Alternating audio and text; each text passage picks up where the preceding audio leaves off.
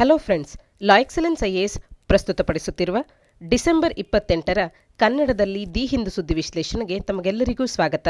ಇಂದಿನ ಮೊದಲ article what is the CAG audit report on Assam's national register of citizens ಅನ್ನುವಂಥದ್ರ ಕುರಿತಾಗಿದೆ. ಸಾಮಾನ್ಯ ಅಧ್ಯಯನ ಪತ್ರಿಕೆ 2ರ ಅಡಿಯಲ್ಲಿ government policies and interventions for development in various sectors and issues arising out of their design and implementation ಅನ್ನುವಂಥ ಪಠ್ಯಕ್ರಮದ ಅಡಿಯಲ್ಲಿ ಇದನ್ನು ನಾವು ಓದ್ಕೊಳ್ಬಹುದಾಗುತ್ತೆ. ಈ ಆರ್ಟಿಕಲ್ನ ಹಿನ್ನೆಲೆಯಲ್ಲಿ ಎನ್ಆರ್ಸಿ ಎಕ್ಸಸೈಸ್ ಅಸ್ಸಾಂನಲ್ಲಿ ಏನು ಜರುಗಿದೆ ಅದನ್ನು ಕುರಿತಂತೆ ನಾವು ಚರ್ಚೆಯನ್ನು ಮಾಡ್ತಾ ಹೋಗೋಣ. ಸಿಎಜಿ ಅವರು ಇತ್ತೀಚೆಗೆ ಹೊರತಂದಿರತಕ್ಕಂಥ ಒಂದು ರಿಪೋರ್ಟ್ನಲ್ಲಿ ಅಸ್ಸಾಂನಲ್ಲಿ ಎನ್ಆರ್ಸಿಯನ್ನು ಅಪ್ಡೇಟ್ ಮಾಡುವಂಥ ಒಂದು ಪ್ರಾಜೆಕ್ಟ್ ಏನಿತ್ತು, ಇದರಲ್ಲಿದ್ದಂಥ ಲಾಜಿಕಲ್ ಅರೇಂಜ್ಮೆಂಟ್ಸಿನ ಕಂಪ್ಲೈಯನ್ಸ್ ರಿಪೋರ್ಟ್ ಅನ್ನುವಂಥದ್ದು ಸೀರಿಯಸ್ ಕನ್ಸರ್ನ್ಸ್ಗಳನ್ನು ಒಳಗೊಂಡಿದೆ ಅನ್ನುವಂಥದ್ದನ್ನು ತಿಳಿಸ್ತಾ ಇದೆ ಈ ಸಿಎಜಿಯ ರಿಪೋರ್ಟ್ ಅನ್ನುವಂಥದ್ದು. ಇತ್ತೀಚೆಗೆ ಈ ರೀತಿಯ ಒಂದು ರಿಪೋರ್ಟನ್ನು ಅಸ್ಸಾಂ ಅಸೆಂಬ್ಲಿಯಲ್ಲಿ ಈಗ ಸಿಎಜಿ ಅನ್ನುವಂಥದ್ದು ಟೇಬಲ್ ಮಾಡಿರ್ತಕ್ಕಂಥದ್ದು. ಆರ್ಟಿಕಲ್ನ ಹಿನ್ನೆಲೆಯಲ್ಲಿ ಎನ್ಆರ್ಸಿ ಎಕ್ಸಸೈಸ್ನ ಬಗ್ಗೆ ತಿಳ್ಕೊಳ್ಳೋದೇ ಆದರೆ ನ್ಯಾಷನಲ್ ರಿಜಿಸ್ಟರ್ ಆಫ್ ಸಿಟಿಸನ್ ಅನ್ನುವಂಥದ್ದು ಮೊದಲ ಬಾರಿಗೆ 1951ರಲ್ಲಿ ಅಸ್ಸಾಂನಲ್ಲಿ ಕ್ರಿಯೇಟ್ ಆಗಿದೆ. ಇದರ ಉದ್ದೇಶ ಏನು ಅಂತ ಅಂದರೆ ಭಾರತದಲ್ಲಿ ಹುಟ್ಟಿರ್ತಕ್ಕಂಥ ಮತ್ತು ಏಸ್ಟ್ವೈಲ್ ಈಸ್ಟ್ ಪಾಕಿಸ್ತಾನ್ ಮತ್ತು ಈಗಿರ್ತಕ್ಕಂಥ ಬಾಂಗ್ಲಾದೇಶದಿಂದ ಏನು ಮೈಗ್ರೆಂಟ್ಸ್ ಆಗಿ ಭಾರತಕ್ಕೆ ಆಗಮಿಸಿದ್ರು ಇವರನ್ನು ಐಡೆಂಟಿಫೈ ಮಾಡುವಂಥದ್ದು ಇದರ ಉದ್ದೇಶ ಆಗಿತ್ತು.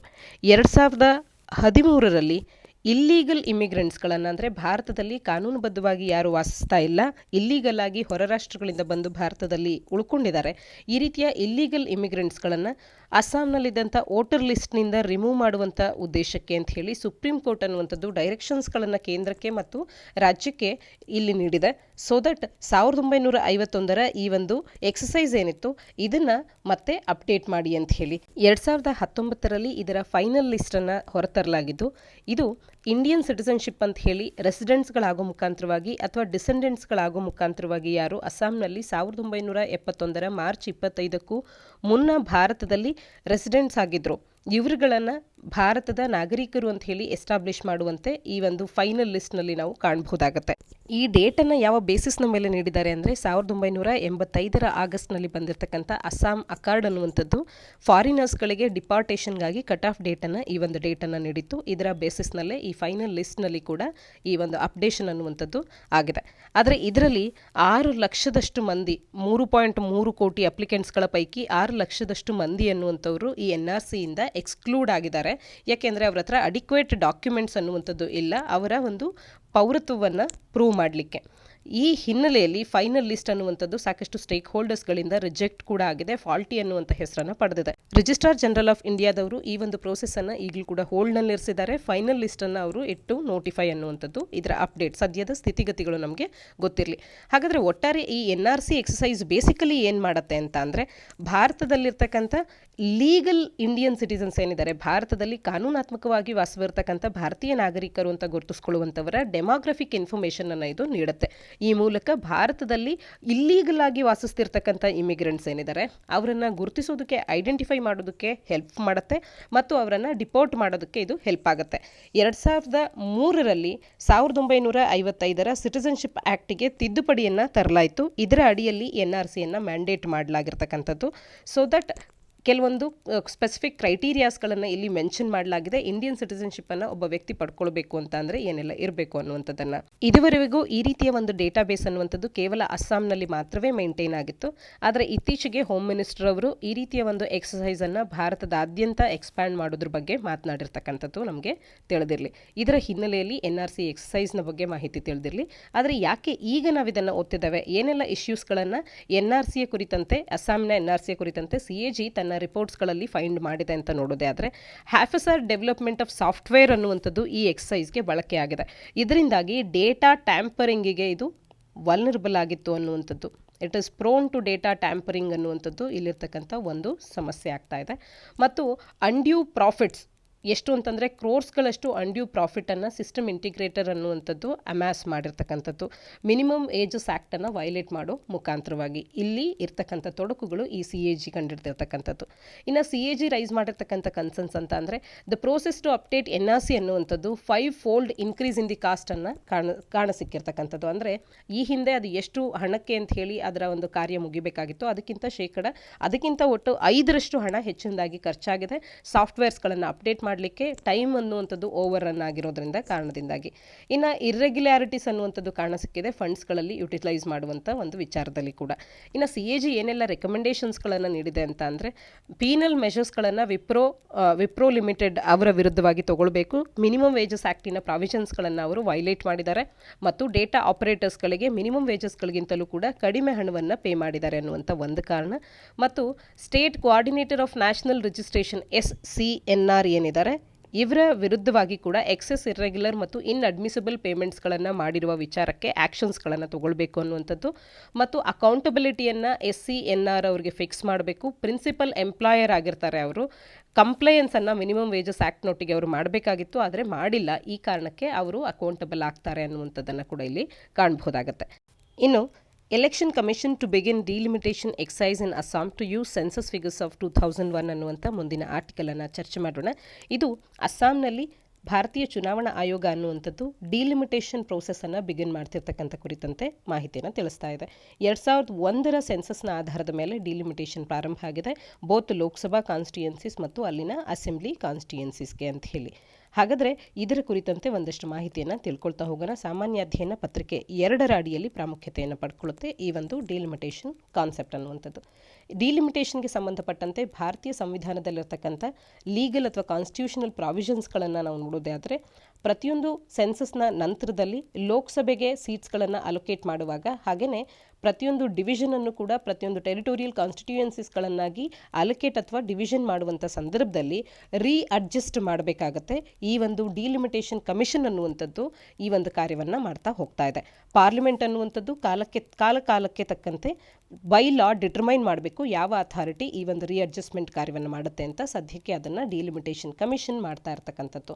Section 8A of the representation of people act 1950 ಅನ್ನುವಂಥದ್ದು ಪಾರ್ಲಿಮೆಂಟರಿ ಅಥವಾ ಅಸೆಂಬ್ಲಿ ಕಾನ್ಸ್ಟಿಟ್ಯೂಯೆನ್ಸೀಸ್ಗಳ ಡಿಲಿಮಿಟೇಷನನ್ನು ಅಲೋ ಮಾಡುತ್ತೆ ಅರುಣಾಚಲ್ ಪ್ರದೇಶ್, ಅಸ್ಸಾಂ, ಮಣಿಪುರ್ ಮತ್ತು ನಾಗಾಲ್ಯಾಂಡ್ನಲ್ಲಿ.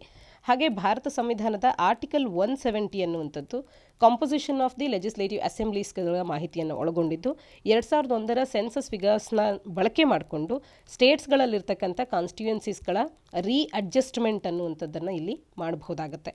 ಇನ್ನು ರಿಸರ್ವೇಷನ್ ಆಫ್ ಸೀಟ್ಸ್ನ ಕುರಿತಂತೆ SC/STಸ್ಗಳಿಗೆ ಆಸ್ ಪರ್ ಆರ್ಟಿಕಲ್ 330ಯ ಪ್ರಕಾರ ಲೋಕಸಭೆ ಮತ್ತು ಆರ್ಟಿಕಲ್ 332ನ ಪ್ರಕಾರ ಸ್ಟೇಟ್ ಅಸೆಂಬ್ಲೀಸ್ಗಳಲ್ಲಿ, ಹೀಗೆ ಕಾನ್ಸ್ಟಿಟ್ಯೂಯೆನ್ಸೀಸ್ಗಳಲ್ಲಿ ಮೀಸಲಾತಿಯನ್ನು ನೀಡೋದ್ರ ಬಗ್ಗೆ ಈ 2 ಆರ್ಟಿಕಲ್ಸ್ಗಳು ಮಾತನಾಡುವಂಥದ್ದು.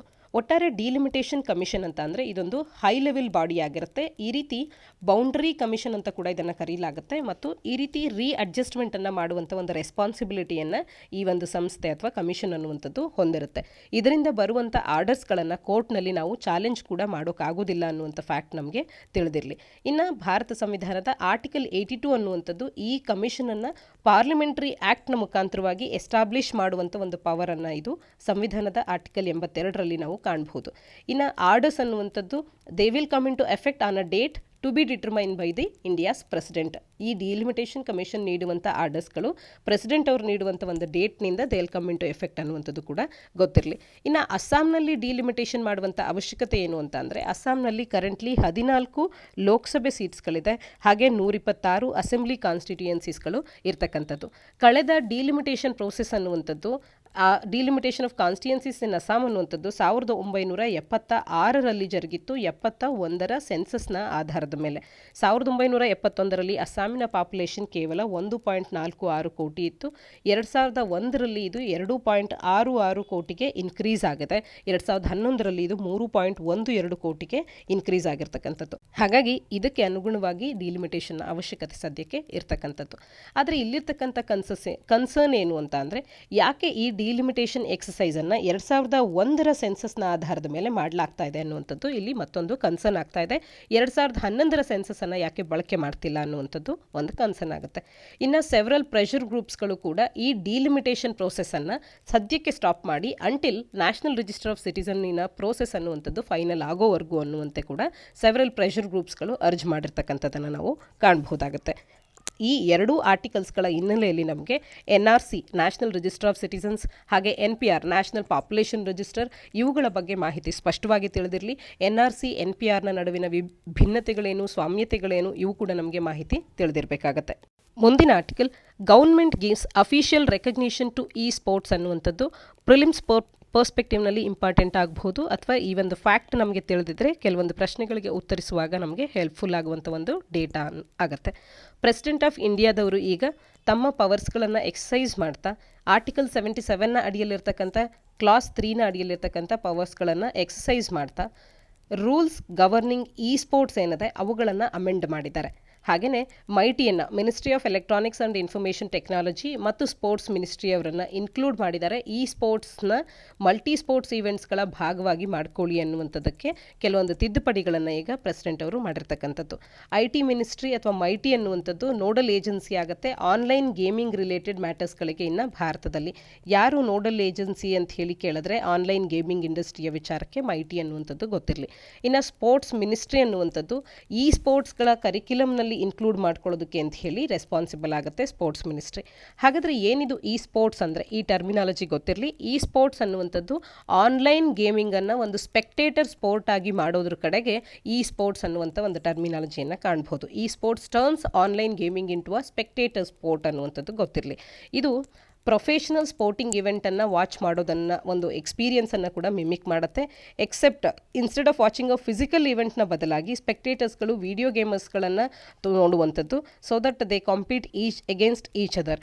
ಇದು ಈ ಒಂದು ಸ್ಪೋರ್ಟ್ಸ್ನ ಮಹತ್ವ ಆಗ್ತಾ ಹೋಗುತ್ತೆ. ಇನ್ನು ಆರ್ಟಿಕಲ್ 77 ಏನು ತಿಳಿಸುತ್ತೆ ಅಂತ ಅಂದರೆ conduct of business of government of ಇಂಡಿಯಾದ ಬಗ್ಗೆ ಮಾತನಾಡುತ್ತೆ. ಇದರ ಅಡಿಯಲ್ಲಿನ ಕ್ಲಾಸ್ 3ನ ಪವರ್ ಏನು ಹೇಳುತ್ತೆ ಅಂದರೆ president shall make rules for the more convenient transaction of the business of the government of India and for the allocation among the ministers of the said business ಅಂತ ಹೇಳಿ ತಿಳಿಸುತ್ತೆ. ಇದರ ಅಡಿಯಲ್ಲಿನ ಪವರ್ಸ್ಗಳನ್ನು ಬಳಸಿ ಈಗ ಭಾರತದ ರಾಷ್ಟ್ರಪತಿಯವರು ತಿದ್ದುಪಡಿಯನ್ನು ತರ್ತಾ ಇರ್ತಕ್ಕಂಥದ್ದು. ಸ್ಪೋರ್ಟ್ಸ್ ಅನ್ನುವಂಥದ್ದಕ್ಕೆ ರೆಕಗ್ನಿಷನನ್ನು, ಅಫಿಷಿಯಲ್ ರೆಕಗ್ನಿಷನನ್ನು ಈಗ ಭಾರತ ಸರ್ಕಾರ ಅನೌನ್ಸ್ ಮಾಡಿದೆ ಅನ್ನುವಂಥದ್ದು ನಮಗೆ ತಿಳಿದಿರಲಿ. ಈ ಮೂಲಕ ಮೈನ್ಲೈನ್ ಸ್ಪೋರ್ಟ್ಸ್ ಡಿಸಿಪ್ಲಿನ್ ಏನಿದೆ ಇದರಲ್ಲಿ ಸ್ಪೋರ್ಟ್ಸನ್ನು ಕೂಡ ಇಂಟಿಗ್ರೇಟ್ ಮಾಡುವಂಥದ್ದು ಒಂದು ಮೇಜರ್ ಬೂಸ್ಟನ್ನು ನೀಡ್ತಾ ಹೋಗುತ್ತೆ. ಮೈಟಿ ನೋಡಲ್ ಏಜೆನ್ಸಿ ಆಗುತ್ತೆ ಆನ್ಲೈನ್ ಗೇಮಿಂಗ್ ರಿಲೇಟೆಡ್ ಮ್ಯಾಟರ್ಸ್ಗಳಿಗೆ, ಮತ್ತು ಸ್ಪೋರ್ಟ್ಸ್ ಮಿನಿಸ್ಟ್ರಿ ಅನ್ನುವಂಥದ್ದು ಸ್ಪೋರ್ಟ್ಸ್ನನ್ನು ಕರಿಕ್ಯುಲಮ್ನಲ್ಲಿ ತರೋದಕ್ಕೆ ಜವಾಬ್ದಾರಿಯನ್ನು ಹೊತ್ತುಕೊಳ್ಳುತ್ತೆ. ಇಂಟರ್ನ್ಯಾಷನಲ್ ಎಫರ್ಟ್ಸ್ಗಳನ್ನು ಕೂಡ ಈಗ ಸ್ಪೋರ್ಟ್ಸನ್ನು ಪ್ರಮೋಟ್ ಮಾಡಲಿಕ್ಕೆ ಮಾಡಲಾಗ್ತಾ ಇದೆ. 2018ರಲ್ಲಿ ಜಕಾರ್ತಾ ಏಷ್ಯನ್ ಗೇಮ್ಸ್ನಲ್ಲಿ ಸ್ಪೋರ್ಟ್ಸನ್ನು ಡೆಮಾನ್ಸ್ಟ್ರೇಷನ್ ಸ್ಪೋರ್ಟನ್ನಾಗಿ ಇನ್ಕ್ಲೂಡ್ ಮಾಡಲಾಗಿತ್ತು. ಆದರೆ ಓವರಾಲ್ ಮೆಡಲ್ಸ್ ಟ್ಯಾಲಿಯಲ್ಲಿ ಇದರಲ್ಲಿ ಸ್ಪೋರ್ಟ್ಸಲ್ಲಿ ವಿನ್ ಆದಂಥ ಮೆಡಲ್ಗಳನ್ನು ಕೌಂಟ್ ಮಾಡಲಾಗ್ತಾ ಇರಲಿಲ್ಲ. ಈ ರೀತಿ ಡೆಮಾನ್ಸ್ಟ್ರೇಷನ್ ಸ್ಪೋರ್ಟ್ ಆಗಿ 2018ರ ಜಕಾರ್ತಾ ಏಷ್ಯನ್ ಗೇಮ್ಸ್ನಲ್ಲಿ ಇನ್ಕ್ಲೂಡ್ ಮಾಡಿಕೊಳ್ಳಲಾಗಿತ್ತು ಸ್ಪೋರ್ಟ್ಸನ್ನು. ಸ್ಪೋರ್ಟ್ಸ್ ಅನ್ನುವಂಥದ್ದು ಏಷ್ಯನ್ ಗೇಮ್ಸ್ ಏನು ಹಾಂಗ್ಝೌ ಚೈನಾದಲ್ಲಿ 2023ರಲ್ಲಿ ಜರುಗುತ್ತೆ, ಅಲ್ಲಿ ತನ್ನ ಡೆಬ್ಯೂವನ್ನು ಮಾಡುತ್ತೆ. ಇಂಟರ್ನ್ಯಾಷನಲ್ ಒಲಿಂಪಿಕ್ ಕಮಿಟಿ ಕೂಡ ಸಿಂಗಪೂರ್ನಲ್ಲಿ ಅನೌನ್ಸ್ ಮಾಡಿದೆ. ಇನಾಗಿರಲ್ ಒಲಿಂಪಿಕ್ ಸ್ಪೋರ್ಟ್ಸ್ ವೀಕ್ ಅನ್ನುವಂಥದ್ದು 2023ರಲ್ಲಿ ನೆಕ್ಸ್ಟ್ ಇಯರ್ ಜೂನ್ನಲ್ಲಿ ನಾವು ಕಾಣ್ಬೋದು ಅಂತ ಹೇಳಿ. ಹೀಗೆ ಜಾಗತಿಕ ಮಟ್ಟದಲ್ಲೂ ಕೂಡ ಸ್ಪೋರ್ಟ್ಸ್ ಅನ್ನುವಂಥದ್ದು ಪಾಪ್ಯುಲರ್ ಆಗ್ತಾ ಇದೆ. ಈ ರೀತಿಯ ಸ್ಪೋರ್ಟ್ಸನ್ನು ಈಗ ಭಾರತದಲ್ಲಿ ಅಫಿಷಿಯಲ್ ಆಗಿ ರೆಕಗ್ನೈಸ್ ಮಾಡಿ ಮೈಟಿಯನ್ನು ನೋಡಲ್ ಮಿನಿಸ್ಟ್ರಿ, ನೋಡಲ್ ಏಜೆನ್ಸಿಯನ್ನಾಗಿ ಮಾಡಲಾಗಿದೆ ಅನ್ನುವಂಥದ್ದು ನಮಗೆ ಗೊತ್ತಿರಲಿ. ಇದರ ಮಹತ್ವ ಏನು ಅಂತ ಅಂದರೆ ಇದರಿಂದಾಗಿ ವರ್ಚುವಲ್ ಸ್ಪೋರ್ಟ್ಸನ್ನು ಸಪೋರ್ಟ್ ಮಾಡಿದಂತೆ ಆಗುತ್ತೆ. ಡೆವಲಪ್ಮೆಂಟಿಗೆ ಮತ್ತು ಇಂಟಿಗ್ರೇಷನ್ನಿಗೆ ಮೈನ್ಲೈನ್ ಸ್ಪೋರ್ಟ್ಸ್ಗಳೊಟ್ಟಿಗೆ ಇದನ್ನು ಇಂಟಿಗ್ರೇಟ್ ಮಾಡೋದಕ್ಕೆ ನೆರವಾಗುತ್ತೆ. ವರ್ಚುವಲ್ ಸ್ಪೋರ್ಟ್ಸಿನ ಗ್ರೋತನ್ನು ಇದು ಸಪೋರ್ಟ್ ಮಾಡುತ್ತೆ ವಿತಿನ್ ದಿ ಒಲಿಂಪಿಕ್ ಮೂವ್ಮೆಂಟ್ ಇನ್ ಇಂಡಿಯಾದೊಟ್ಟಿಗೆ. ಹಾಗೆಯೇ ಡಿಜಿಟಲ್ ಮತ್ತು ಫಿಸಿಕಲ್ ಇನ್ಫ್ರಾಸ್ಟ್ರಕ್ಚರನ್ನು ಕೂಡ ಸಪೋರ್ಟ್ ಮಾಡುತ್ತೆ. ಟ್ರೈನಿಂಗ್ ಫೆಸಿಲಿಟೀಸ್ಗಳನ್ನು ಕೋಚಿಂಗಿಗೆ ಅಂತ ಹೇಳಿ ಯಂಗ್ ಸ್ಪೋರ್ಟ್ಸ್ ಅಥ್ಲೀಟ್ಸ್ಗಳಿಗೆ ದೊರಕಿದಂತೆ ಆಗುತ್ತೆ. ಸ್ಪೋರ್ಟ್ಸ್ ಕೂಡ ಇನ್ನು ಮುಂದೆ ಕ್ರಿಕೆಟ್, ಫುಟ್ಬಾಲ್, ಬಾಸ್ಕೆಟ್ಬಾಲ್ನಂಥ ಬೇರೆ ಬೇರೆ ಗೇಮ್ಸ್ಗಳ ಒಂದು ಲೀಗ್ನಲ್ಲಿ ಅದು ಕೂಡ ತನ್ನ ಸ್ಥಾನವನ್ನು ಪಡ್ಕೊಳ್ತಾ ಹೋಗುತ್ತೆ. ಆದರೆ ಗೇಮಿಂಗ್ ಮತ್ತು ಸ್ಪೋರ್ಟ್ಸ್ನ ನಡುವಿರ್ತಕ್ಕಂಥ ವ್ಯತ್ಯಾಸ ಏನು ಅಂತ ಅಂದರೆ ಗೇಮಿಂಗ್ ಅನ್ನುವಂಥದ್ದು ಒಂದು ಅಂಬ್ರೆಲಾ ಟರ್ಮ್ ಆಗುತ್ತೆ. ಯಾವುದೇ ವಿಡಿಯೋ ಗೇಮನ್ನು ಅಥವಾ ಯಾವುದೇ ಪ್ಲ್ಯಾಟ್ಫಾರ್ಮ್ನ ಮೇಲೆ ಬೈ ಎನಿ ಮೀನ್ಸ್ ಮಾಡೋದಕ್ಕೆ ಗೇಮಿಂಗ್ ಅನ್ನುವಂಥದ್ದು ಒಂದು ಅಂಬ್ರೆಲಾ ಟರ್ಮ್ ಆಗುತ್ತೆ. ಆದರೆ ಸ್ಪೋರ್ಟ್ಸ್ ಅನ್ನುವಂಥದ್ದು ಇದು ಗೇಮಿಂಗ್ ಆಗಿದೆ, ಬಟ್ ಆನ್ ಕಾಂಪಿಟೇಟಿವ್ ಲೆವೆಲ್ನಲ್ಲಿ ಆಡೋದಕ್ಕೆ ಮಾತ್ರ ಆಗುತ್ತೆ. ಸ್ಪೋರ್ಟ್ಸ್ ಮತ್ತು ಗೇಮಿಂಗ್ನ ನಡುವೆ ಇರ್ತಕ್ಕಂಥ ವ್ಯತ್ಯಾಸಗಳು. ಗೇಮಿಂಗ್ ಅಥವಾ ಸ್ಪೋರ್ಟ್ಸ್ ಅಂದರೆ ಏನು ಅನ್ನೋದ್ರ ಬಗ್ಗೆ ಪ್ರಿಲಿಮ್ಸ್ನಲ್ಲಿ ಒಂದು ಟರ್ಮಿನಾಲಜಿಯ ಕುರಿತಂತೆ ಪ್ರಶ್ನೆಗಳು ಬರಬಹುದಾಗಿರುತ್ತೆ. ಸ್ಪಷ್ಟತೆ ಇರಲಿ ಇದರ ಬಗ್ಗೆ. ಮುಂದಿನ article 18 states yet to receive 4,700 crore in MG Narega's wages from union government ಅನ್ನುವಂಥದ್ದು. ಇಲ್ಲಿ ವೆಸ್ಟ್ ಬೆಂಗಾಲ್ ಅನ್ನುವಂಥದ್ದು ಒಂದು ವರ್ಷದಿಂದಲೂ ಕೂಡ Mahatma Gandhi national rural employment guarantee ಸ್ಕೀಮ್ನ ಅಡಿಯಲ್ಲಿನ ಫಂಡ್ಸ್ಗಳನ್ನು ರಿಸೀವ್ ಮಾಡ್ಕೊಳ್ಳುವಂಥದ್ದು ಸ್ಟಾಪ್ ಆಗಿರ್ತಕ್ಕಂಥದ್ದು. ವೆಸ್ಟ್ ಬೆಂಗಾಲ್ ಸ್ಟಾಪ್ ಮಾಡಿ ಇಟ್ಸ್ ಬೀನ್ ಅ ಇಯರ್ ಅನ್ನುವಂಥದ್ದು ಫ್ರಮ್ ದಿ ಸೆಂಟರ್. ಯಾಕೆಂತಂದರೆ ಅಲೀಜ್ಡ್ ವೈಡ್ ಸ್ಪ್ರೆಡ್ ವೈಲೇಷನ್ಸ್ಗಳನ್ನು ಸ್ಟೇಟ್ ಗೌರ್ಮೆಂಟ್ ಮಾಡಿದೆ ಇದರ ಇಂಪ್ಲಿಮೆಂಟೇಷನಲ್ಲಿ ಅನ್ನುವಂಥ ಕಾರಣಕ್ಕೆ ಒಂದು ವರ್ಷದಿಂದ ಇಲ್ಲಿ ಫಂಡ್ಸ್ ಅನ್ನುವಂಥದ್ದು ರಿಸೀವ್ ಆಗಿಲ್ಲ. ಹಾಗೆಯೇ ವಿತ್ ಜಸ್ಟ್ 3 months ಅನ್ನುವಂಥದ್ದು ಈ ಫಿನಾನ್ಷಿಯಲ್ ಇಯರ್ ಎಂಡ್ ಆಗೋದಕ್ಕೆ ಬಾಕಿ ಇರುವಂಥ ಸಂದರ್ಭದಲ್ಲಿ ಲೇಟೆಸ್ಟ್ ಫಿಗರ್ಸ್ಗಳನ್ನು ನೋಡಿದ್ರೆ ಡಿಸೆಂಬರ್ 14 ಪ್ರಕಾರ 4,700 ಕೋಟಿಯಷ್ಟು MG ನರೇಗಾದ ವೇಜಸ್ಗಳನ್ನು ಯೂನಿಯನ್ ಗೌರ್ಮೆಂಟಿಂದ 18 ರಾಜ್ಯಗಳು ಇನ್ನೂ ಕೂಡ ರಿಸೀವ್ ಮಾಡಬೇಕಾಗಿದೆ ಅನ್ನುವಂಥ ಮಾಹಿತಿಯಲ್ಲಿ ನಮಗೆ ಕಾಣಸಿಗ್ತಾ ಇರ್ತಕ್ಕಂಥದ್ದು. MG ನರೇಗಾ ಯೋಜನೆಯು ಸರ್ಕಾರದ ಒಂದು ಫ್ಲ್ಯಾಗ್ಶಿಪ್ ಯೋಜನೆಯಾಗಿದ್ದು, ಹಾಗೆಯೇ ಮೋಸ್ಟ್ ಪೀಪಲ್ಗೆ ಒಂದು ಎಂಪವರ್ ಮಾಡಲಿಕ್ಕೆ ಅಂತ ಹೇಳಿ BPL ಮತ್ತು ಅನ್ಸ್ಕಿಲ್ಡ್ ಲೇಬರರ್ಸ್ಗಳಿಗೆ ಎಂಪವರ್ ಮಾಡಲಿಕ್ಕೆ ಅಂತ ಹೇಳಿ ರೂರಲ್ ಇಂಡಿಯಾದಲ್ಲಿ ಎಂಪ್ಲಾಯ್ಮೆಂಟನ್ನು ಜನರೇಟ್ ಮಾಡ್ತಿರ್ತಕ್ಕಂಥ ಒಂದು ಇಂಪಾರ್ಟೆಂಟ್ ಸ್ಕೀಮ್ ಆಗಿದೆ. ಈ ಒಂದು ಸ್ಕೀಮ್ನಲ್ಲಿ ಈ ರೀತಿ ಇನ್ನೂ ರಾಜ್ಯ ಸರ್ಕಾರಗಳಿಗೆ ಕೇಂದ್ರದಿಂದ ನೆರವು ಅನ್ನುವಂಥದ್ದು ದೊರಕಿಲ್ಲ ಅಂತ ಅಂದರೆ ಅವ್ರಿಗೆಲ್ಲರೂ ಕೂಡ ಪೇಮೆಂಟ್ ಅನ್ನುವಂಥದ್ದು ತಡ ಆಗ್ತಾ ಇದೆ ಅನ್ನುವಂಥದ್ದು ಒಂದು ಸೀರಿಯಸ್ ಕನ್ಸರ್ನ್ ಆಗುತ್ತೆ. ಇದಕ್ಕೆ ಸಂಬಂಧಿಸಿದಂತೆ ಮತ್ತೊಂದು ಅಂಶವನ್ನು ಕೂಡ ಇಲ್ಲಿ ನಾವು ಚರ್ಚೆ ಮಾಡಬಹುದಾಗುತ್ತೆ. ನ್ಯಾಷನಲ್ ಮೊಬೈಲ್ ಮಾನಿಟರಿಂಗ್ ಸಿಸ್ಟಮ್ ಅನ್ನುವಂಥದ್ದು MG ನರೇಗಾಗೆ ಸಂಬಂಧಿಸಿದಂಥ ಮತ್ತೊಂದು ವಿಚಾರವನ್ನು ಕೂಡ ಇತ್ತೀಚಿನ ಸುದ್ದಿಯಲ್ಲಿ ಕಾಣ್ತಿದ್ದೇವೆ. ಈ ನ್ಯಾಷನಲ್ ಮೊಬೈಲಿಂಗ್ ಮಾನಿಟರಿಂಗ್ ಸಿಸ್ಟಮ್ ಅನ್ನುವಂಥದ್ದು ಡಿಜಿಟಲಿ MG ನರೇಗಾದ ವರ್ಕರ್ಸ್ಗಳು ಏನು ಎಂಪ್ಲಾಯ್ ಆಗಿದ್ದಾರೆ ಇವರ ಅಟೆಂಡೆನ್ಸನ್ನು ಕ್ಯಾಪ್ಚರ್ ಮಾಡುವಂಥದ್ದು.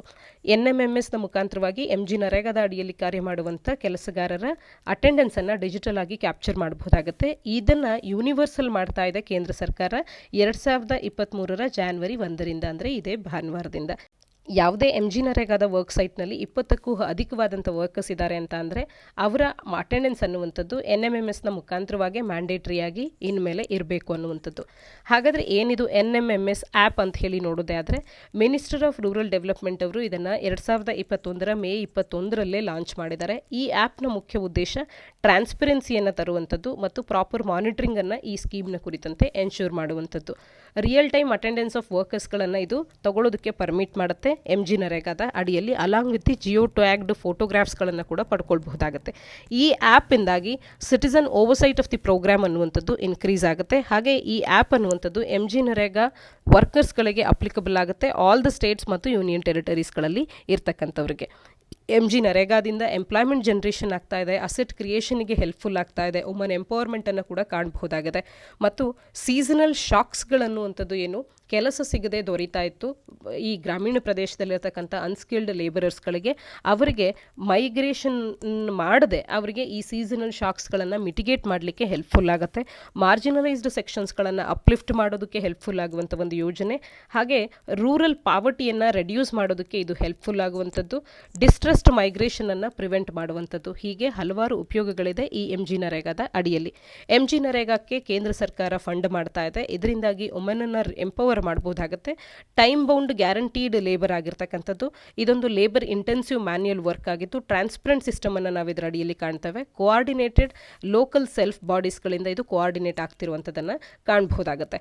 ಮತ್ತು ಇದರ ಅಡಿಯಲ್ಲಿ 2005ರಲ್ಲಿ MG ನರೇಗಾ ಇಂಟ್ರೊಡ್ಯೂಸ್ ಆಗಿದ್ದು, 100 ದಿನಗಳಷ್ಟು ಒಂದು ಹೌಸ್ ಹೋಲ್ಡಿಗೆ ಅಂತ ಹೇಳಿ ಅನ್ಸ್ಕಿಲ್ಡ್ ಲೇಬರನ್ನು ಯಾವುದೇ household if they wish to do it 1 ವರ್ಷದಲ್ಲಿ 100 ದಿನಗಳ ಒಂದು ವರ್ಕನ್ನು ಅವರಿಗೆ ನೀಡ್ತಾರೆ ಗ್ರಾಮೀಣ ಭಾಗಗಳಲ್ಲಿ ಅನ್ನುವಂಥದ್ದು ಗೊತ್ತಿರಲಿ. ಲೀಗಲ್ ಗ್ಯಾರಂಟಿಯನ್ನು ಪ್ರೊವೈಡ್ ಮಾಡುತ್ತೆ. ಅನ್ಸ್ಕಿಲ್ಡ್ ಮ್ಯಾನ್ಯುಯಲ್ ಎಂಪ್ಲಾಯ್ಮೆಂಟಿಗೆ ಎವ್ರಿ ಇಯರ್ನಲ್ಲಿ 100 ಡೇಸ್ನಷ್ಟು ಕೊಡುವಂಥದ್ದು to adult members of any rural household. ಇದೊಂದು ಡಿಮ್ಯಾಂಡ್ ಡ್ರೈವನ್ ಸ್ಕೀಮ್ ಆಗಿದ್ದು 60:40 ರೇಷಿಯೋದಲ್ಲಿ ಕೇಂದ್ರ ಮತ್ತು ರಾಜ್ಯ ಸರ್ಕಾರಗಳ ಫಂಡಿಂಗ್ ಪ್ಯಾಟರ್ನ್ ಇರ್ತಕ್ಕಂಥದ್ದು. ಯಾವುದೇ ರೂರಲ್ ಹೌಸ್ ಹೋಲ್ಡ್ ಅನ್ಸ್ಕಿಲ್ಡ್ ಲೇಬರನ್ನು ಮಾಡಲಿಕ್ಕೆ ಅಪ್ಲಿಕೇಶನನ್ನು ಹಾಕಿ ವಿತಿನ್ 15 ಡೇಸ್ಗಳ ಒಳಗಾಗಿ ಅವರಿಗೆ ಎಂಪ್ಲಾಯ್ಮೆಂಟನ್ನು ನೀಡಬೇಕಾಗುತ್ತೆ. ಇಲ್ಲ ಅಂತಂದರೆ ಅವರಿಗೆ ಅನ್ಎಂಪ್ಲಾಯ್ಮೆಂಟ್ ಅಲೋನೆನ್ಸನ್ನು ಪೇ ಮಾಡಬೇಕಾಗುತ್ತೆ. ಇನ್ನು ಗ್ರಾಮ ಸಭೆಯ ಕಡೆಯಿಂದ ಸೋಷಿಯಲ್ ಆಡಿಟ್ ಅನ್ನುವಂಥದ್ದು ಆಗುತ್ತೆ MG ನರೇಗಾಕ್ಕೆ ಅನ್ನುವಂಥದ್ದು ಗೊತ್ತಿರಲಿ. ಅಟ್ಲೀಸ್ಟ್ 1/3 ಆಫ್ ದಿ ಬೆನಿಫಿಷಿಯರೀಸ್ಗಳು ಇಲ್ಲಿ ವುಮೆನ್ ಅನ್ನುವಂಥದ್ದು ಕಂಪಲ್ಸರಿ ಆಗಿರೋದ್ರಿಂದ ವುಮೆನ್ ಎಂಪವರ್ಮೆಂಟ್ಗೆ ಇದು ಪೂರಕವಾಗುವಂಥ ಒಂದು ಯೋಜನೆ ಆಗ್ತಾ ಇದೆ. ಹಾಗೆಯೇ ಇಲ್ಲಿ ವೇಜಸ್ಗಳನ್ನು ಮಿನಿಮಮ್ ವೇಜಸ್ ಆ್ಯಕ್ಟ್ 1948 ಅಗ್ರಿಕಲ್ಚರಲ್ ಲೇಬರ್ಸ್ಗಳಿಗೆ ಇದರ ಪ್ರಕಾರ ಏನು ನೀಡ್ತಾರೆ ಅದಕ್ಕೆ ಬದ್ಧವಾಗಿ ಇದರಲ್ಲಿ ಇಡಿಯಲ್ಲಿ ವೇಜಸ್ಗಳನ್ನು ನೀಡಬೇಕಾಗುತ್ತೆ.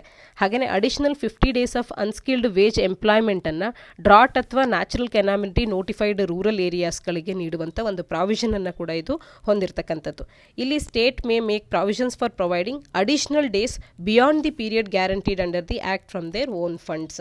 60:40ನಲ್ಲಿ ರಾಜ್ಯ ಸರ್ಕಾರಗಳ ಪಾಲು 40%ರಷ್ಟಿದ್ದು 100 ದಿನಗಳಿಗಿಂತಲೂ ಕೂಡ ಬಿಯಾಂಡ್ನಲ್ಲಿ ಇನ್ನೂ ಒಂದಷ್ಟು ದಿನಗಳ ವರ್ಕನ್ನು ಕೊಡುವಂಥ ಒಂದು ಪವರನ್ನು ಸ್ಟೇಟ್ ತನ್ನದೇ ಆದಂಥ ಫಂಡಿಂಗ್ ಪ್ಯಾಟರ್ನ್ ಮುಖಾಂತರವಾಗಿ ಮಾಡಿಕೊಳ್ಬಹುದು. ಈ ರೀತಿ ಹಲವಾರು ಅಂಶಗಳನ್ನು MG ನರೇಗಾದ ಅಡಿಯಲ್ಲಿ ನಾವು ಕಾಣ್ತೇವೆ. ಮುಂದಿನ article centre signs peace pact with Naga armed group ಅನ್ನುವಂಥದ್ದು. ಮಣಿಪುರ್ ಇನ್ಸರ್ಜೆಂಟ್ ಗ್ರೂಪ್ನೊಟ್ಟಿಗೆ ಪೀಸ್ ಪ್ಯಾಕ್ಟನ್ನು ಈಗ ಸೆಂಟರ್ ಮಾಡ್ತಿರ್ತಕ್ಕಂಥ ಹಿನ್ನೆಲೆಯಲ್ಲಿ ಇದನ್ನು ಚರ್ಚೆ ಮಾಡೋಣ. ಪ್ರಿಲಿಮ್ಸ್ಗೆ ಪೂರಕವಾಗಬಹುದಾದಂಥ ಒಂದು ಆರ್ಟಿಕಲ್ ಆಗುತ್ತೆ. ರೀಸೆಂಟ್ಲಿ ಒಂದು ಟ್ರೈಪಾರ್ಟೈಟ್ ಅಗ್ರಿಮೆಂಟ್, ಟ್ರೈಪಾರ್ಟೈಟ್ ಅಂತ ಅಂದರೆ ಇಲ್ಲಿ ಪಾರ್ಟೀಸ್ಗಳು 3 ಇರ್ತಾರೆ ಅನ್ನುವಂಥದ್ದು. ಟ್ರೈಪಾರ್ಟೈಟ್ ಅಗ್ರಿಮೆಂಟನ್ನು ಸಹಿ ಮಾಡಿದೆ. ಮೊದಲನೇದಾಗಿ ಕೇಂದ್ರ, ಅಂದರೆ ಹೋಮ್ ಮಿನಿಸ್ಟ್ರಿ ಇದರ ಪರವಾಗಿ, ಹಾಗೆ ಮಣಿಪುರ್ ಸರ್ಕಾರ, ಹಾಗೆ ZUF ಅಂತ ಹೇಳಿ ಜಿಲಿಯಾನ್ ಗ್ರಾಂಗ್ ಯುನೈಟೆಡ್ ಫ್ರಂಟ್ ಅನ್ನುವಂಥ ಒಂದು ಇನ್ಸರ್ಜೆಂಟ್ ಗ್ರೂಪ್. ZUF ಅನ್ನುವಂಥದ್ದು ನಾಗಾ ಆರ್ಮ್ಡ್ ಗ್ರೂಪ್ ಆಗಿದ್ದು ಮೋಸ್ಟ್ಲಿ ಮಣಿಪುರ್ನಲ್ಲಿ ಆಪರೇಟ್ ಆಗ್ತಾ ಇದೆ. ಸಪ್ರೇಟ್ ಸ್ಟೇಟನ್ನು ಝೆಲಿಯಾಂಗ್ರಾಂಗ್ ನಾಗಾ ಟ್ರೈಬ್ಗೆ ಅಂತ ಹೇಳಿ ಮಂಗೋಲಿಯನ್ ರೇಸ್ಗೆ ಬಿಲಾಂಗಿಂಗ್ ಆಗಿರ್ತಕ್ಕಂಥ ಇವರಿಗೆ ಒಂದು ಸಪ್ರೇಟ್ ಸ್ಟೇಟನ್ನು ನೀಡಬೇಕು ಅನ್ನುವಂಥದ್ದು ಇವರ ಡಿಮ್ಯಾಂಡ್ ಆಗಿದೆ. ಒಂದು ದಶಕದಿಂದಲೂ ಹೆಚ್ಚಿನ ಅವಧಿಗಿಂತ ಇವರು ಇದನ್ನು ಡಿಮ್ಯಾಂಡ್ ಮಾಡ್ತಾ ಇದ್ದಾರೆ. ಈ ಒಂದು ಆರ್ಮ್ಡ್ ಗ್ರೂಪ್ ರಾಣಿ ಗೈಡಿನ್ಲು ಅವರ ಒಂದು ಫಾಲೋಯರ್ ಆಗಿರ್ತಕ್ಕಂಥ ಆರ್ಮ್ಡ್ ಗ್ರೂಪ್ ಆಗಿದ್ದು, ರಾಣಿ ಗೈಡಿನ್ಲು ಮಣಿಪುರದ ಫ್ರೀಡಮ್ ಫೈಟರ್ ಆಗಿದ್ರು. ಇವರು ಬ್ರಿಟಿಷರಿಂದ 14 ವರ್ಷ ಜೈಲಿಗೂ ಕೂಡ ಒಳಪಟ್ಟಿದ್ರು. ಇನ್ನು ಪೀಸ್ ಪ್ಯಾಕ್ಟ್ ಅನ್ನುವಂಥದ್ದು ಇದೊಂದು ಸಿಗ್ನಿಫಿಕೆಂಟ್ ಆಗುತ್ತೆ. ಪ್ರಧಾನಮಂತ್ರಿಯವರ ವಿಷನ್ ಏನಿದೆ, ಇನ್ಸರ್ಜೆನ್ಸಿ ಫ್ರೀ ಮತ್ತು ಪ್ರಾಸ್ಪರಸ್ ನಾರ್ತ್ ಈಸ್ಟ್ ಅನ್ನುವಂಥ ಒಂದು ವಿಷನ್ ಅನ್ನು ಫುಲ್ಫಿಲ್ ಮಾಡೋದಕ್ಕೆ ಈ ಒಂದು ಪೀಸ್ ಪ್ಯಾಕ್ಟ್ ಅನ್ನುವಂಥದ್ದು ಹೆಲ್ಪ್ಫುಲ್ ಆಗುತ್ತೆ. ಪ್ರಧಾನಮಂತ್ರಿಯವರ insurgency free and prosperous north ಈಸ್ಟಿನ ವಿಷನ್ ಅನ್ನು ಫುಲ್ಫಿಲ್ ಮಾಡೋದಕ್ಕೆ ಇದು ಪೂರಕವಾಗುವಂಥದ್ದು ಅನ್ನುವಂಥದ್ದನ್ನು ನಮ್ಮ ಮೇನ್ಸ್ ಉತ್ತರಗಳಲ್ಲಿ ನಾವು ಬಳಸ್ಕೊಳ್ಬಹುದಾಗುತ್ತೆ. ಮುಂದಿನ article focus on Africa the heart of the global south ಅನ್ನುವಂಥ ಎಡಿಟೋರಿಯಲ್ ಆಗಿದೆ. ಸಾಮಾನ್ಯ ಅಧ್ಯಯನ ಪತ್ರಿಕೆ 2ರ ಅಡಿಯಲ್ಲಿ bilateral regional and global groupings involving India and affecting India's interest ಅನ್ನುವಂಥ ಪಠ್ಯಕ್ರಮದ ಅಡಿಯಲ್ಲಿ ಓದ್ಕೊಳ್ಬೋದಾಗುತ್ತೆ. ಈ ಆರ್ಟಿಕಲ್ ಮುಖ್ಯವಾಗಿ ಭಾರತವು G20 ಪ್ರೆಸಿಡೆನ್ಸಿಯ ಮುಖಾಂತರವಾಗಿ ಗ್ಲೋಬಲ್ ಸೌತಿನ ವಾಯ್ಸ್ ಆಗಿ ಭಾರತ ರಿಮೆಂಬರ್ ಆಗಬೇಕು ಎಲ್ರಿಗೂ ಅನ್ನುವಂಥ ಒಂದು ಇಂಟೆನ್ಷನ್ ಅನ್ನು ಹೊಂದಿದೆ. ಈ ಗ್ಲೋಬಲ್ ಸೌತಿನ ಹಾರ್ಟ್ನಲ್ಲಿರ್ತಕ್ಕಂಥ ಆಫ್ರಿಕಾದ ಕುರಿತಂತೆ ಈ ಒಂದು ಎಡಿಟೋರಿಯಲ್ ಮಾತನಾಡ್ತಾ ಇದೆ. ಗ್ಲೋಬಲ್ ಸೌತ್ ಅಂತ ಅಂದರೆ ಈ ಟರ್ಮ್ನಲ್ಲಿ ನಾವು ಲ್ಯಾಟಿನ್ ಅಮೆರಿಕಾ, ಏಷ್ಯಾ, ಆಫ್ರಿಕಾ ಮತ್ತು ಓಷಿಯಾನಿಯಾ ಭಾಗಗಳನ್ನು ಕಾಣಬಹುದು. ಇದು one of A family terms ಆಗಿದ್ದು ಥರ್ಡ್ ವರ್ಲ್ಡನ್ನು ಫ್ಯಾಮಿಲಿ ಆಫ್ ಟರ್ಮ್ಸ್ ಆಗಿದ್ದು ಥರ್ಡ್ ವರ್ಲ್ಡನ್ನು ಫೆರಿಫೆರಿಯನ್ನು ಇದು ಇನ್ಕ್ಲೂಡ್ ಮಾಡ್ಕೊಳ್ಳುತ್ತೆ. ಯುರೋಪ್ ಮತ್ತು ನಾರ್ತ್ ಅಮೆರಿಕದ ಹೊರಗಿನ ಪ್ರಪಂಚಗಳನ್ನು ಅಂದರೆ ಹೊರಗಿನ ಪ್ರದೇಶಗಳನ್ನು ಇದು ಒಳಗೊಂಡಿರ್ತಕ್ಕಂಥದ್ದು. ಎಕಾನಮೀಸ್ ಇಲ್ಲಿ ಫುಲ್ಲಿ ಡೆವಲಪ್ ಆಗಿರ್ತಕ್ಕಂಥದ್ದು, ಡೆವಲಪ್ ಆಗಿಲ್ಲದೆ ಇರ್ತಕ್ಕಂಥದ್ದು. ಗ್ಲೋಬಲ್ ಸೌತನ್ನು ಯಾವ ಎಕನಾಮೀಸ್ಗಳು ಫುಲ್ಲಿ ಡೆವಲಪ್ ಆಗಿಲ್ಲ ಅವುಗಳನ್ನು ಡಿಸ್ಕ್ರೈಬ್ ಮಾಡಲಿಕ್ಕೆ ಬಳಸಲಾಗುತ್ತೆ ಕೂಡ. ಹಾಗಾಗಿ ಲೋ ಪರ್ ಕ್ಯಾಪಿಟಾ ಇನ್ಕಮ್ ಅನ್ನುವಂಥ ಚಾಲೆಂಜಸ್ಗಳನ್ನು ಫೇಸ್ ಮಾಡ್ತಾ ಇದೆ. ಎಕ್ಸೆಸಿವ್ ಅನ್ಎಂಪ್ಲಾಯ್ಮೆಂಟ್ ಇವತ್ತಿಗೂ ಕೂಡ ಅಲ್ಲಿ ತೊಡಕಾಗಿರ್ತಕ್ಕಂಥದ್ದು ಮತ್ತು ವ್ಯಾಲ್ಯೂಯಬಲ್ ಕ್ಯಾಪಿಟಲಿನ ಕೊರತೆ ಅಲ್ಲಿ ಇರ್ತಕ್ಕಂಥದ್ದು. ಇನ್ನು ಟ್ರಾಪಿಕ್ಸ್ಗಳಲ್ಲಿ ಇದು ಲೊಕೇಟ್ ಆಗಿದೆ. Although majority of global south ಕಂಟ್ರೀಸ್ಗಳು ಇಂಡೀಡ್ ಟ್ರಾಪಿಕ್ಸ್ಗಳಲ್ಲಿ ಲೊಕೇಟ್ ಆಗಿದ್ದರೂ ಕೂಡ ಅಥವಾ ಸದರ್ನ್ ಹೆಮಿಸ್ಪಿಯರ್ನಲ್ಲಿ ಇದ್ದರೂ ಕೂಡ ಸ್ಟ್ರಿಕ್ಟ್ಲಿ ಇವು ಈ ಟರ್ಮ್ ಅನ್ನುವಂಥದ್ದು ಎಕನಾಮಿಕ್ ಆಗೇ ಇರ್ತಕ್ಕಂಥದ್ದನ್ನು ಕಾಣಬಹುದು. ಇನ್ನು Australia is down under, but ಇದು ಗ್ಲೋಬಲ್ ಸೌತಿನ ಭಾಗವಾಗಿಲ್ಲ ಅನ್ನುವಂಥದ್ದು ಗೊತ್ತಿರಲಿ. ಗ್ಲೋಬಲ್ ಸೌತ್ ಅಂತ ಗುರುತಿಸಿದ ತಕ್ಷಣ ನಮಗೆ ಟ್ರಾಪಿಕ್ ಆಫ್ ಕ್ಯಾನ್ಸರ್ನಿನ ಕೆಳಗಡೆ ಇರ್ತಕ್ಕಂಥ ಭಾಗದವರೇ ಆಗಿದ್ದರೂ ಕೂಡ ಹೆಚ್ಚಿನದಾಗಿ ಅಥವಾ ಸದರ್ನ್ ಹೆಮಿಸ್ಪಿಯರ್ನಲ್ಲೇ ಈ ಎಲ್ಲ ಹೆಚ್ಚಿನ ಪ್ರದೇಶಗಳು ಕವರ್ ಆಗಿದ್ದರೂ ಕೂಡ ಇದು ಎಕನಾಮಿಕ್ ಟರ್ಮ್ ಆಗಿ ಹೆಚ್ಚು ಬಳಕೆಯಾಗುತ್ತೆ. ಉದಾಹರಣೆಗೆ ಆಸ್ಟ್ರೇಲಿಯಾ ಗ್ಲೋಬಲ್ ಸೌತ್ನ ಭಾಗದಲ್ಲೇ ಡೌನ್ನಲ್ಲಿ ಇದ್ದರೂ ಕೂಡ ಇದು ಗ್ಲೋಬಲ್ ಸೌತ್ನ ಭಾಗವಾಗಿ ಇಲ್ಲದೆ ಇರತಕ್ಕಂಥದ್ದು. ಅಂದರೆ ಇದೊಂದು ರೀತಿಯ ಎಕನಾಮಿಕ್ ಟರ್ಮ್ ಅನ್ನುವಂಥದ್ದು ಗೊತ್ತಿರಲಿ. ರಾದರ್ ದ್ಯಾನ್ ಲೊಕೇಶನಲ್ ಅಥವಾ ಇದು ಜಿಯೋಗ್ರಫಿಕಲ್ ಟರ್ಮ್ ಅನ್ನೋದಕ್ಕಿಂತ, ಲೊಕೇಶನ್ ಬೇಸ್ಡ್ ಆಗಿ ಹೇಳೋದಕ್ಕಿಂತ ಇದನ್ನು ಎಕನಾಮಿಕ್ ಟರ್ಮ್ ಆಗಿ ಬಳಸ್ತೇವೆ ಗ್ಲೋಬಲ್ ಸೌತ್ ಅನ್ನುವಂಥದ್ದನ್ನು. ವಾಷಿಂಗ್ಟನ್ ಸಮಿಟ್ ಅಥವಾ the second US Africa summit ಅನ್ನುವಂಥದ್ದು ವಾಷಿಂಗ್ಟನ್ನಲ್ಲಿ ಜರುಗಿದೆ. ಆಫ್ರಿಕನ್ ಯೂನಿಯನ್ನಿನ ಚೇರ್ಪರ್ಸನ್ ಮತ್ತು 49 ರಾಷ್ಟ್ರಗಳ ಲೀಡರ್ಸ್ಗಳು ಇಲ್ಲಿ ಭಾಗಿಯಾಗಿದ್ದರು. ಇಲ್ಲಿನ ಇಂಪಾರ್ಟೆಂಟ್ ಡಿಸ್ಕಷನ್ ಅನ್ನು ನೋಡೋದೇ ಆದರೆ ಪೊಲಿಟಿಕಲ್ ಸೆಕ್ಯೂರಿಟಿ ಮತ್ತು ಎಕನಾಮಿಕ್ ಕೋಆಪರೇಷನ್ನ ವಿಚಾರದಲ್ಲಿ ಮಾತನಾಡಲಾಗಿದೆ. ಹಾಗೆ ಕೋವಿಡ್-19 ಇಂಪ್ಯಾಕ್ಟ್ಸ್ಗಳನ್ನು ಮಿಟಿಗೇಟ್ ಮಾಡುವಂಥ ವೇಸ್ಗಳ ಕುರಿತಂತೆ ಫ್ಯೂಚರ್ ಪ್ಯಾಂಡಮಿಕ್ಸ್ಗಳ ಇಂಪ್ಯಾಕ್ಟ್ಸ್ಗಳನ್ನು ಮಿಟಿಗೇಟ್ ಮಾಡೋದ್ರ ಬಗ್ಗೆ ಇಲ್ಲಿ ಡಿಸ್ಕಸ್ ಮಾಡಲಾಗಿದೆ. ಕ್ಲೈಮೇಟ್ ಕ್ರೈಸಿಸ್ಗೆ ರೆಸ್ಪಾನ್ಸ್ನ ಕುರಿತಂತೆ ಮತ್ತು ಫುಡ್ ಸೆಕ್ಯೂರಿಟಿಯನ್ನು ಪ್ರಮೋಟ್ ಮಾಡುವಂಥದ್ದು, ಡಯಾಸ್ಪೋರಿಕ್ ಟೈಸ್ಗಳನ್ನು ಡೀಪನ್ ಮಾಡೋದ್ರ ಬಗ್ಗೆ ಮಾತನಾಡಲಾಗಿದೆ. US declaration during the summit ಏನಿತ್ತು ಅಂತ ಅಂದರೆ ಆಫ್ರಿಕನ್ ವಾಯ್ಸಸ್, ಲೀಡರ್ಶಿಪ್ ಮತ್ತು ಇನೋವೇಷನ್ ಇವೆಲ್ಲವೂ ಕೂಡ ಕ್ರಿಟಿಕಲ್ ಆಗುತ್ತೆ ಮೋಸ್ಟ್ ಪ್ರೆಸ್ಸಿಂಗ್ ಗ್ಲೋಬಲ್ ಚಾಲೆಂಜಸ್ಗಳನ್ನು ಅಡ್ರೆಸ್ ಮಾಡೋದಕ್ಕೆ ಮತ್ತು free, open, prosperous and secure ವರ್ಲ್ಡಿನ ವಿಷನನ್ನು ರಿಯಲೈಸ್ ಮಾಡೋದಕ್ಕೆ ಆಫ್ರಿಕನ್ ವಾಯ್ಸಸ್, ಲೀಡರ್ಶಿಪ್ ಮತ್ತು ಇನೋವೇಷನ್ ಬಹುಮುಖ್ಯ ಅನ್ನುವಂಥದ್ದನ್ನು US ಅನ್ನುವಂಥದ್ದು ಇಲ್ಲಿ ಡಿಕ್ಲೇರ್ ಮಾಡಿದೆ.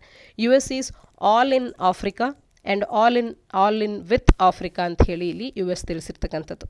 ಇನ್ನು ಏನೆಲ್ಲ ಡಿಸಿಷನ್ಸ್ಗಳನ್ನು ಇಲ್ಲಿ ತಗೊಳ್ಳಲಾಗಿದೆ ಅಂತ ಅಂದರೆ G20ಗೆ ಸಪೋರ್ಟನ್ನು US ಅನ್ನುವಂಥದ್ದು AU ಆಫ್ರಿಕನ್ ಯೂನಿಯನ್ G20ಯ ಪರ್ಮನೆಂಟ್ ಮೆಂಬರ್ ಆಗಿ ಜಾಯಿನ್ ಆಗೋದಕ್ಕೆ ಸಪೋರ್ಟನ್ನು ಸೂಚಿಸಿದೆ. ಹಾಗೆ ಫುಲ್ಲಿ ಇದು ಯುನೈಟೆಡ್ ನೇಷನ್ ಸೆಕ್ಯೂರಿಟಿಯ ಕೌನ್ಸಿಲನ್ನು ರೀಫಾರ್ಮ್ ಮಾಡೋದಕ್ಕೆ ಫುಲ್ಲಿ ಸಪೋರ್ಟ್ ಮಾಡುತ್ತೆ ಅಂತ ಹೇಳಿ ಕೂಡ ತಿಳಿಸಿದೆ. ಹಾಗೆ ಆಫ್ರಿಕಾಕ್ಕೂ ಕೂಡ ಪರ್ಮನೆಂಟ್ ರೆಪ್ರೆಸೆಂಟೇಷನನ್ನು ಇನ್ಕ್ಲೂಡ್ ಮಾಡೋದ್ರ ಬಗ್ಗೆ ಇದು ಮಾತನಾಡಿದೆ. ಹಾಗೆ ಪ್ರೆಸಿಡೆಂಟ್ ಮತ್ತು ವೈಸ್ ಪ್ರೆಸಿಡೆಂಟ್ ಪ್ರೆಸಿಡೆಂಟ್ ಅವರಿಗೆ ಆಫ್ರಿಕಾಕ್ಕೆ ನೆಕ್ಸ್ಟ್ ಇಯರ್ನಲ್ಲಿ ವಿಸಿಟ್ ಮಾಡೋದ್ರ ಬಗ್ಗೆ ಪ್ರಾಮಿಸನ್ನು ಕೂಡ ಇಲ್ಲಿ ಮಾಡಿರ್ತಕ್ಕಂಥದ್ದು. ಇನ್ನು ಇನ್ವೆಸ್ಟ್ಮೆಂಟ್ ಮತ್ತು initiatives by US in Africa ಅಂತ ಅಂದರೆ $21 ಬಿಲಿಯನ್ ಇನ್ವೆಸ್ಟ್ಮೆಂಟನ್ನು IMF ಅನ್ನುವಂಥದ್ದು ಆಕ್ಸೆಸ್ ಟು ನೆಸೆಸರಿ ಫಿನಾನ್ಸಿಂಗಿಗಾಗಿ ಲೋ ಆ್ಯಂಡ್ ಮಿಡ್ಲ್ ಇನ್ಕಮ್ ಕಂಟ್ರೀಸ್ಗಳಿಗೆ ದೊರಕಿಸ್ಕೊಡ್ತಾ ಇದೆ. ಈ ರೀತಿಯ ಇನ್ವೆಸ್ಟ್ಮೆಂಟ್ ಮತ್ತು ಇನಿಷಿಯೇಟಿವ್ಸ್ಗಳನ್ನು ನಾವು ಆಫ್ರಿಕಾದಲ್ಲಿ ಕಾಣಬಹುದಾಗುತ್ತೆ. $10 ಮಿಲಿಯನ್ ಒಂದು ಪೈಲಟ್ ಪ್ರೋಗ್ರಾಮಿಗಾಗಿ ಈಗ ಸೆಕ್ಯೂರಿಟಿ ಕೆಪಾಸಿಟಿಯನ್ನು ಬೂಸ್ಟ್ ಮಾಡಲಿಕ್ಕೆ ಅಂತ ಹೇಳಿ ಆಫ್ರಿಕನ್ ಪಾರ್ಟ್ನರ್ಸ್ಗಳೊಟ್ಟಿಗೆ ಈ ಒಂದು ಇನ್ವೆಸ್ಟ್ಮೆಂಟನ್ನು ಮಾಡಲಾಗ್ತಾ ಇರ್ತಕ್ಕಂಥದ್ದು. ಮುಂದಿನ 3 ವರ್ಷಗಳಲ್ಲಿ $55 ಬಿಲಿಯನ್ ಇನ್ವೆಸ್ಟ್ಮೆಂಟನ್ನು ಮಾಡೋದಕ್ಕೆ ಪ್ಲ್ಯಾನ್ ಮಾಡಲಾಗ್ತಾ ಇದೆ ಅಂತ ಅಡ್ಮಿನಿಸ್ಟ್ರೇಷನ್ ಇಂಡಿಕೇಟ್ ಕೂಡ ಮಾಡಿದೆ. ಹಾಗಾದರೆ ಈ ಒಂದು ರೀಜನಲ್ಲಿ ಚೈನಾದ ಪ್ರೆಸೆನ್ಸ್ ಹೇಗಿದೆ ಅಂತ ಅಂದರೆ ಚೈನಾ ಲಾರ್ಜೆಸ್ಟ್ ಟ್ರೇಡಿಂಗ್ ಪಾರ್ಟ್ನರ್ ಆಗಿ 4th largest investor in the African continent ಆಗಿ ಹೊರಹೊಮ್ಮಿದೆ. Ahead of the US China ಇದೆ ಅನ್ನುವಂಥದ್ದು ಗೊತ್ತಿರಲಿ. ಚೈನಾ ಆಫ್ರಿಕಾ ಟ್ರೇಡ್ ಎಕ್ಸ್ಚೇಂಜಸ್ ಅನ್ನುವಂಥದ್ದು ಇವತ್ತು $254 ಬಿಲಿಯನ್ ಇರ್ತಕ್ಕಂಥದ್ದು. ಇನ್ನು US ಆಫ್ರಿಕಾ ಟ್ರೇಡ್ ಅನ್ನುವಂಥದ್ದು $44.9 ಬಿಲಿಯನ್ ಮಾತ್ರವೇ ಇದೆ ಅನ್ನುವಂಥದ್ದು ನಮಗೆ ಗೊತ್ತಿರಲಿ. $1 ಬಿಲಿಯನ್ ಮಾತ್ರವೇ ಇದೆ ಅನ್ನುವಂಥದ್ದು. ಟೋಟಲ್ ಚೈನಾದ ಇನ್ವೆಸ್ಟ್ಮೆಂಟ್ ಇನ್ ಆಫ್ರಿಕಾ ಎಷ್ಟಿದೆ ಅಂತ ಅಂದರೆ $4 ಬಿಲಿಯನ್ 2020ರಲ್ಲಿ. ಆದರೆ ಈಗ ಎಷ್ಟರ ಮಟ್ಟಿಗೆ ಇನ್ಕ್ರೀಸ್ ಆಗಿದೆ ಅನ್ನುವಂಥದ್ದನ್ನು ನೋಡಿದ್ರೆ ಚೈನಾದ ಒಂದು ಇಂಟ್ರೆಸ್ಟ್ ಅನ್ನುವಂಥದ್ದು ಈ ರೀಜನಲ್ಲಿ ಬಹಳಷ್ಟು ಇನ್ಕ್ರೀಸ್ ಆಗಿರೋದನ್ನು ಕಾಣಬಹುದು. ಇನ್ನು ಫೋರಮ್ ಆನ್ ಚೈನಾ ಆಫ್ರಿಕಾ ಕೋಆಪರೇಷನ್ನ ಕುರಿತಂತೆ ಒಂದು ಫೋರಮ್ ಕೂಡ ಅಕ್ಟೋಬರ್ 2000ರಲ್ಲಿ ಇದೊಂದು ಇಂಟ್ರೊಡ್ಯೂಸ್ ಆಗಿದೆ, ಎಸ್ಟಾಬ್ಲಿಷ್ ಆಗಿದೆ. ಇಲ್ಲಿ ಲೀಡರ್ಸ್ ಆಫ್ ಆಫ್ರಿಕಾ ಮತ್ತು ಚೈನಾದ ಲೀಡರ್ಸ್ಗಳು 3 ವರ್ಷದಲ್ಲಿ ಒಮ್ಮೆ ಮೀಟ್ ಆಗ್ತಾರೆ. ಆಲ್ಟರ್ನೇಟ್ಲಿ ಬೀಜಿಂಗ್ ಮತ್ತು ಆಫ್ರಿಕನ್ ಕ್ಯಾಪಿಟಲ್ನಲ್ಲಿ ಮೀಟ್ ಆಗುವಂಥದ್ದು. ಹಾಗೆಯೇ ಈ ಒಂದು forum on China Africa cooperation ಅಡಿಯಲ್ಲಿ ಒನ್ ಚೈನಾ ಪ್ರಿನ್ಸಿಪಲ್ಗೆ ಸಪೋರ್ಟನ್ನು ನೀಡಲಾಗುತ್ತೆ. Global development initiative, belt and road initiative, vision of a community with shared future ಅನ್ನುವಂಥದ್ದು, ಚೈನಾ ಆಫ್ರಿಕಾ ಕಮ್ಯುನಿಟಿ, ಈ ಎಲ್ಲದರ ಕಡೆಗೆ ಗಮನವನ್ನು ಕೂಡ ಇದರ ಅಡಿಯಲ್ಲಿ ನೀಡಲಾಗುವಂಥದ್ದು. ಒಟ್ಟಾರೆಯಾಗಿ ಭಾರತಕ್ಕೆ ಯಾವ ರೀತಿಯಾಗಿ ಇಂಪ್ಯಾಕ್ಟ್ ಅಂತ ಅಂದರೆ ಇಂಡಿಯಾಸ್ ಈಕ್ವಿಟಿ ಇನ್ ಆಫ್ರಿಕಾ ಅನ್ನುವಂಥದ್ದು ಚೈನಾ ಅಥವಾ US ಕೂಡ it is older and rich than that of China and US. ಆದರೆ ಅನ್ಕ್ರಿಟಿಕಲ್ ಸ್ಯಾಟಿಸ್ಫ್ಯಾಕ್ಷನಿಗೆ ಇದು ಸೋರ್ಸ್ ಆಗಬಾರ್ದು ಅನ್ನುವಂಥದ್ದು ಗೊತ್ತಿರಲಿ. ಹಾಗೆಯೇ ಗ್ಲೋಬಲ್ ಸೌತನ್ನು ಟ್ರೂಲಿ ರೆಪ್ರೆಸೆಂಟ್ ಮಾಡಬೇಕು ಅಂತ ಅಂದರೆ ಆಫ್ರಿಕಾದಲ್ಲಾಗುವಂಥ ಬದಲಾವಣೆಗಳನ್ನು ಗ್ರಾಸ್ಪ್ ಮಾಡಬೇಕಾಗತ್ತೆ, ಎಸ್ಪೆಷಲಿ ಎಕ್ಸ್ಟರ್ನಲ್ ಪಾರ್ಟ್ನರ್ಶಿಪ್ಸ್ಗಳ ವಿಚಾರದಲ್ಲಿ. ಇದರಿಂದ ಭಾರತ ಕೂಡ ಯಾವ ರೀತಿಯಾಗಿ ಆಫ್ರಿಕನ್ ಅಜೆಂಡಾವನ್ನು ಅಡ್ವಾನ್ಸ್ ಮಾಡಬಹುದು ಅನ್ನೋದನ್ನು ಡಿಟರ್ಮೈನ್ ಮಾಡೋದಕ್ಕೆ ಸಾಧ್ಯ ಆಗುತ್ತೆ. ಹಾಗೆಯೇ ಪೊಲಿಟಿಕಲ್ ಮತ್ತು ಎಕನಾಮಿಕ್ ಪಾರ್ಟ್ನರ್ಶಿಪ್ಪನ್ನು ವಿಚಾರಕ್ಕೆ ಬಂದರೂ ಕೂಡ ಭಾರತವು ತನ್ನ ಪೊಲಿಟಿಕಲ್ ಮತ್ತು economic partnership with Africa at the continental, regional ಮತ್ತು ಬೈಲಾಟ್ರಲ್ ಲೆವೆಲ್ಸ್ಗಳಲ್ಲಿ ಸ್ಟ್ರೆಂಥನ್ ಮಾಡ್ಕೊಳ್ಳೋದಕ್ಕೆ ಸಾಕಷ್ಟು ಪ್ರಯತ್ನ ಮಾಡ್ತಾ ಇದೆ. ಗೌರ್ಮೆಂಟ್ ಸ್ಪೆಷಲ್ ಮೊಮೆಂಟಮನ್ನು ಹೈ ಲೆವೆಲ್ ಎಕ್ಸ್ಚೇಂಜಸ್ಗಳನ್ನು ಅದರೊಟ್ಟಿಗೆ ಆಫ್ರಿಕಾದೊಟ್ಟಿಗೆ ಮಾಡಿಕೊಳ್ಳುವಂಥ ಒಂದು ಇನಿಷಿಯೇಟಿವ್ಸ್ಗಳನ್ನು ಕೂಡ 2015ರಿಂದ 19 ಪೀರಿಯಡ್ನಲ್ಲಿ ಸಾಕಷ್ಟು ಇನಿಷಿಯೇಟಿವ್ಸ್ಗಳನ್ನು ತಂದಿದ್ದನ್ನು ಕೂಡ ಕಾಣಬಹುದಾಗುತ್ತೆ. ಇನ್ನು G20 ಪ್ರೆಸಿಡೆನ್ಸಿಯ ವಿಚಾರದಲ್ಲಿ ಭಾರತದ ಆಪರ್ಚುನಿಟಿಯಾಗಿ ಇದು ಬಳಸ್ಕೊಳ್ತಾ ಇದೆ. ಎನ್ಶೂರ್ ಮಾಡಲಿಕ್ಕೆ AU ಆಫ್ರಿಕನ್ ಯೂನಿಯನ್ ಅನ್ನುವಂಥದ್ದು ಕೂಡ G20ಯ ಒಂದು ಪರ್ಮನೆಂಟ್ ಮೆಂಬರ್ ಆಗಿ ಈ ಗ್ರೂಪಿಂಗಿಗೆ ಆ್ಯಡ್ ಆಗುತ್ತೆ ಅನ್ನುವಂಥದ್ದನ್ನು ತನ್ನ ಪ್ರೆಸಿಡೆನ್ಸಿ ಶಿಪ್ನಲ್ಲಿ ಇದನ್ನು ಎನ್ಶೂರ್ ಮಾಡೋದಕ್ಕೆ, ಈ ಒಂದು ಆಪರ್ಚುನಿಟಿಯನ್ನು ಬಳಸ್ಕೊಳ್ಳಿಕ್ಕೆ ಭಾರತ ಪ್ರಯತ್ನ ಮಾಡ್ತಾ ಇದೆ. ಹಾಗೆಯೇ ಆಫ್ರಿಕಾದ ಅಜೆಂಡಾ 2063 ಫಾರ್ ಡೆವಲಪ್ಮೆಂಟ್ ಅನ್ನುವಂಥದ್ದು ಏನಿದೆ ಅದನ್ನು ಫರ್ಮ್ ಆಗಿ ರಿಫ್ಲೆಕ್ಟ್ ಮಾಡ್ತಾ ಇದೆ ಭಾರತವು ಕೂಡ ತನ್ನ G20 ಪ್ರೆಸಿಡೆನ್ಸಿ ಶಿಪ್ನ ಅಡಿಯಲ್ಲಿ. ಹಾಗೆ 4th India Africa forum summit ಅನ್ನುವಂಥದ್ದು 2024ರ ಒಂದು ಪ್ರಾರಂಭದ ಹಂತದಲ್ಲಿ ಜರುಗಲಿದೆ. 3rd ಸಮ್ಮಿಟ್ 2015ರಲ್ಲಿ ಡಿಸ್ಟೆಂಟ್ ಮೆಮೊರಿ ಆಗೋಗಿದೆ. 2015ರಲ್ಲಿ ಇದು ಜರುಗಿರೋದ್ರಿಂದ ಹಾಗಾಗಿ 4th ಸಮ್ಮಿತಿಗಾಗಿ ನಾವು ಮುನ್ನೋಡ್ತಾ ಇದ್ದೀವಿ. 2024ರಲ್ಲಿ ಇದು ಕೂಡ ಜರುಗಲಿದೆ. ಒಟ್ಟಾರೆ ಗ್ಲೋಬಲ್ ಸೌತ್ನಲ್ಲಿ ಯಾವುದೇ ಬದಲಾವಣೆಗಳಾಗಬೇಕು, ಅದರ ಡೆವಲಪ್ಮೆಂಟ್ ಆಗಬೇಕು ಏನೇ ಅಂದರೂ ಕೂಡ ಆಫ್ರಿಕಾ ಅನ್ನುವಂಥದ್ದು ಹಾರ್ಟ್ನಲ್ಲಿದೆ ಗ್ಲೋಬಲ್ ಸೌತ್ನ ವಿಚಾರಕ್ಕೆ. ಹಾಗಾಗಿ ಆಫ್ರಿಕಾದ ಬಗ್ಗೆ ಫೋಕಸ್ ಮಾಡುವಂಥ ಅವಶ್ಯಕತೆ ಇದೆ. ಅದನ್ನು ಈ ಆರ್ಟಿಕಲ್ ಮಾತನಾಡಿದಂಥದ್ದು. ಆಫ್ರಿಕಾದೊಟ್ಟಿಗೆ US ಆಫ್ರಿಕಾ ಸಮ್ಮಿಟ್ ಯಾವ ರೀತಿಯಾಗಿ ಜರುಗ್ತು ಅನ್ನುವಂಥದ್ದು, ಅದರ ಹೈಲೈಟ್ಸ್ಗಳೇನು, ಮತ್ತು ಚೈನಾ ಯಾವ ರೀತಿಯಾಗಿ ಇಲ್ಲಿ ಇಂಟ್ರೆಸ್ಟನ್ನು ತೋರಿಸ್ತಾ ಇದೆ, ಭಾರತಕ್ಕೆ ಯಾವ ರೀತಿಯಾಗಿ ಇಲ್ಲಿ ಪ್ರೆಸೆನ್ಸ್ ಅನ್ನುವಂಥದ್ದು ಇದೆ ಅನ್ನುವಂಥದ್ದನ್ನು ಎಡಿಟೋರಿಯಲ್ನ ಹಿನ್ನೆಲೆಯಲ್ಲಿ ನಾವು ಚರ್ಚೆ ಮಾಡಿದ್ವಿ. ಇದಿಷ್ಟು ಇಂದಿನ ಸುದ್ದಿ ವಿಶ್ಲೇಷಣೆಯಾಗಿದೆ. ನಾಳಿನ ಸುದ್ದಿ ವಿಶ್ಲೇಷಣೆಯೊಂದಿಗೆ ಮತ್ತೆ ಸಿಗೋಣ. ಧನ್ಯವಾದ.